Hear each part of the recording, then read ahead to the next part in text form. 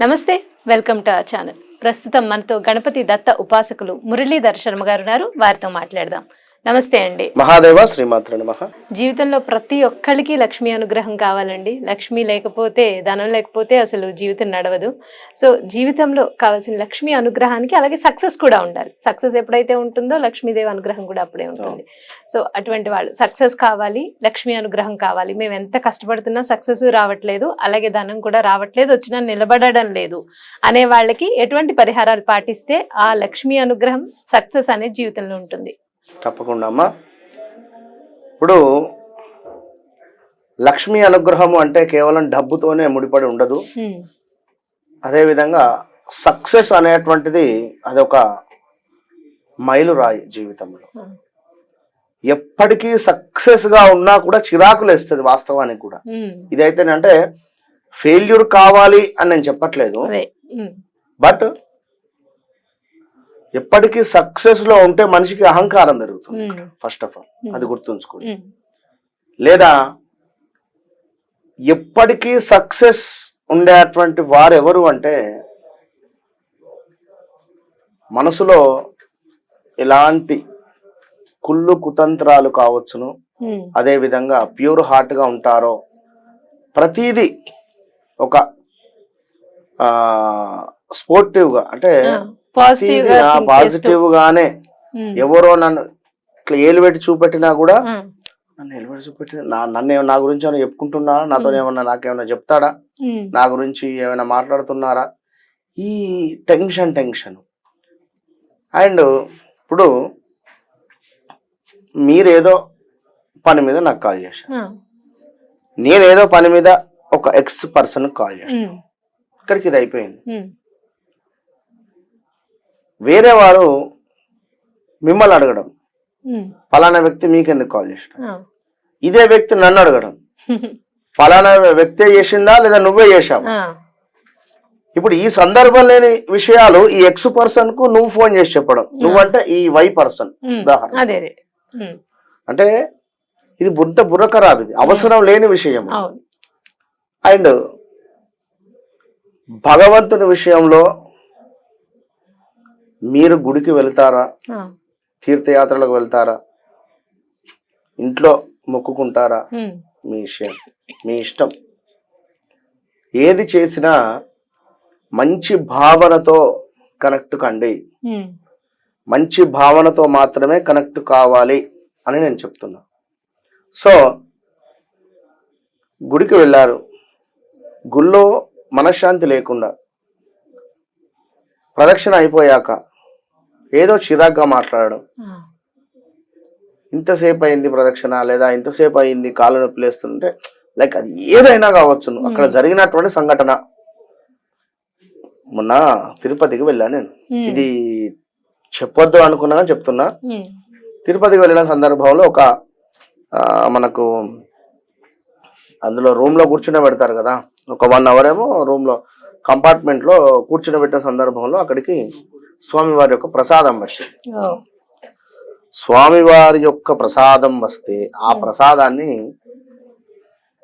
స్వీకరించే సందర్భంలో నా పక్కనే ఒకరు మాట్లాడుకుంటున్నారు, ఇలా ఏమేమి వేసిర్రు, క్యారెటా,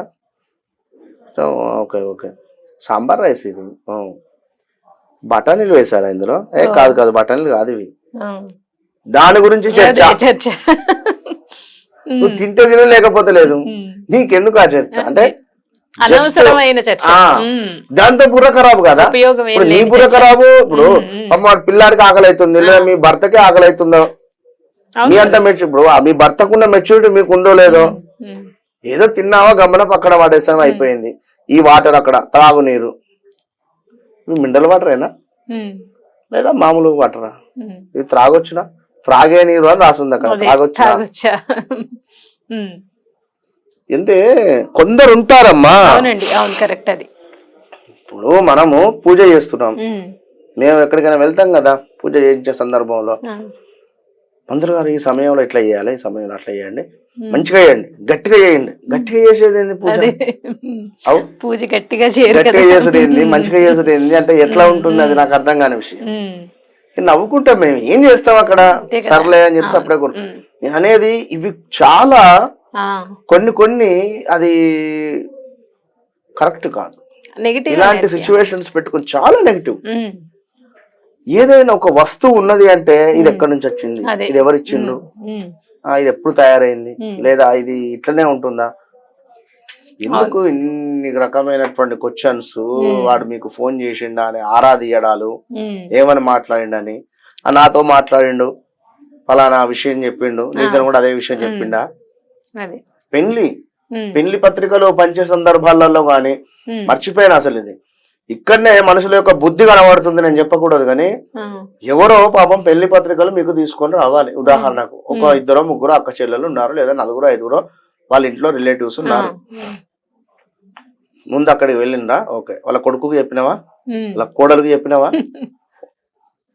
ఇంట్లో భార్య భర్త అంటే పెద్దవారు ఉన్నారు, వారికి కార్డు ఇచ్చి అందరూ రండి, అంతే కదండి, అందరు రండి అంటే నీ బాధ్యత. అక్కడ నువ్వు చిన్నతనంలో వాళ్ళ ఇంట్లోకి వెళ్ళి తిరిగావుగా, నువ్వు చిన్నగా ఉన్నప్పుడు నేను ఎత్తుకున్నారు వారు, నువ్వు చిన్నగా ఉన్నప్పుడు వారి ఇంట్లో అన్నం తిన్నావు, నువ్వు చిన్నగా ఉన్నప్పుడు వాళ్ళ పిల్లలతో ఆడుకున్నావు, నువ్వు చిన్నగా ఉన్నప్పుడు నేను పిలవకుండానే వాళ్ళ ఇంట్లో నేను రోజు పడుకుంటా అన్నావు, అవునా కాదా?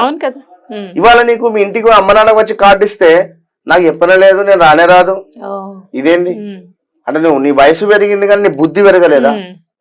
ఇలాంటి వ్యక్తులకు ఆ పూజలు చేస్తే పుణ్యాలు వచ్చేది.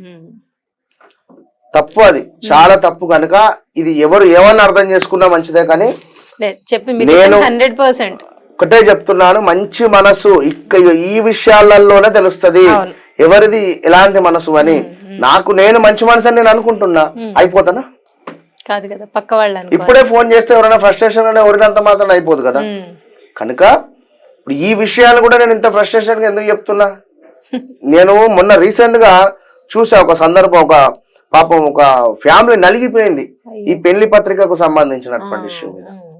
కనుక అలాంటి వారు కూడా ఉంటారు, కనుక అలాంటివి ఉండకుండా ఇక మనం ఎక్కడి నుంచో ఎక్కడికో వెళ్ళిపోయినా కానీ చెప్తున్న విషయము, సక్సెస్ కావాలి అన్నా మీకు ఎప్పుడైనా కూడా ప్రతి వారిని కూడా యాక్సెప్ట్ చేయండి, ప్రతి వారిని ప్రేమించండి, గౌరవించండి, అంతే.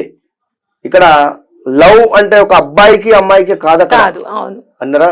అదేదో సినిమాలో మన త్రివిక్రమ్ గారు రాశారు, అంటే చెప్తున్నా, మన లాస్ట్ మహేష్ బాబు సినిమా గుంటూరు కారం, అందులో నువ్వు గడ్డం పెంచావంటరా అంటే లవ్ ఫెయిల్యూర్ అంటాడు, అన్న తర్వాత నిన్నెవరు రిజెక్ట్ చేశారా అని అంటుంది, నువ్వే అంటాడు. తల్లికి సంబంధించి లవ్ ఫెయిల్యూర్ అని చెప్పి అసలు బాబా అంటే ఉంటారు. నేను చెప్పేటువంటి విషయం అది. కనుక ఒక లవ్ అనగానే ఒక అబ్బాయి అమ్మాయి కానీ కాకుండా అట్లా అంత ఎఫెక్షన్ గా అన్నయ్యతో గాని, తమ్ములతో గాని, అక్కలతో గాని అంత ప్రేమగా ఉంటేనే అన్ని రకాలుగా సక్సెస్ వస్తుంది. మనం ఎప్పుడు నేను ఫస్ట్ లో చెప్పా, ఎప్పుడు సక్సెస్ ఉండొద్దు, డౌన్ ఫాల్ కూడా కావాలి అనేది ఇదే. ఎప్పుడు సక్సెస్ ఉండాలి అంటే మనం బ్యాలెన్స్ చేస్తుండాలి, వీరందరినీ ప్రేమగా కలుపుకుంటూ ఉండాలి, అంతే. ఇప్పుడు ఎవరిదైనా ఫంక్షన్ మీ అమ్మ నాన్నకు తెలిసింది, వాళ్ళని నువ్వు తీసుకొని పోవాలి. అట్లా ఇలాంటి సిచ్యువేషన్స్ పెట్టుకుంటే అన్ని రకాలుగా సక్సెస్ అవుతుంది. అయితే ఇక్కడ ముఖ్యంగా కూడా మన లెఫ్ట్